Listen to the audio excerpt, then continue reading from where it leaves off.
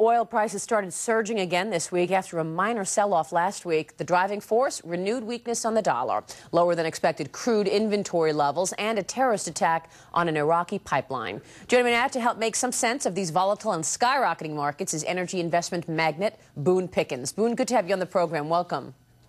Thank you, Maria. So what do you think is behind this move? I mean, it just seems that oil is hitting new records every day, every week. Are we near an end to the run, in your view?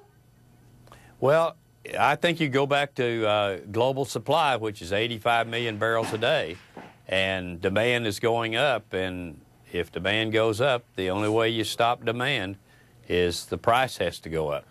So I think you're in a trending up market, and you're going to see it go on above where we are right now. So you're expecting oil to stay above $100 then for the foreseeable future? I think the trend, yes, is above 100. I think you could drop back, under certain circumstances for a brief period of time, but it'll move right back up again.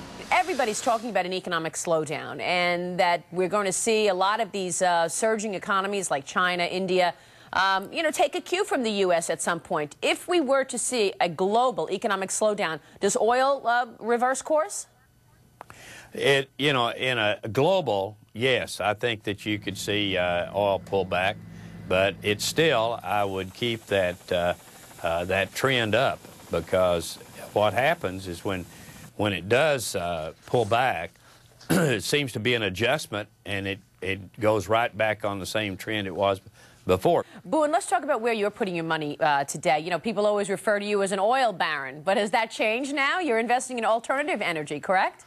The natural gas is going to be the play for the next year or two. And you think prices there continue higher? How much higher can nat gas go?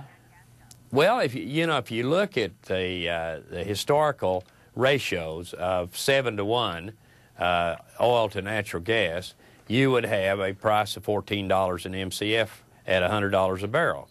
That we're at 8.75, so you have to believe that there's room for the natural gas to move up. What about alternatives, Boone? I know that you're also looking there. Of the forms of energy, as far as alternatives out there today, which is closest to being profitable? Which is closest to really being viable as an alternative?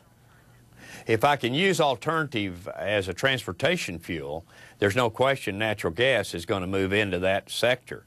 And it is now. If you're going to switch over to other alternatives, there's no question that wind is a good alternative.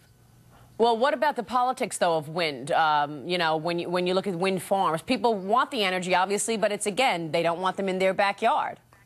Well, but Maria, that's not exactly right. If you take a model, and it's really a point that you might make, a destination point, is Sweetwater, Texas. That town was 12,000 at one time, went down to 10,000. Because of wind and the energy and all the activity in and around Sweetwater is now back up to 12,000. The town is doing extremely well, and the people don't mind the turbines at all. And then you can even go 200 miles north of that, north of that, north of that, and take it to the Canadian border, and you can revitalize the central part of the United States from wind.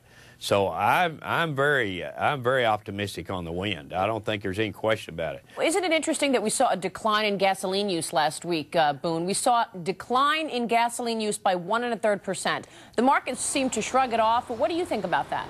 I don't let the volatile day movements up and down. They don't bother me that much. If my fundamentals are still in place, I hang in there. And for the long term. All right, we'll leave it there. Boone, great to have you on the program. Thanks so much. Sure. We'll see you soon. Boone Pickens coming to us today on Oil.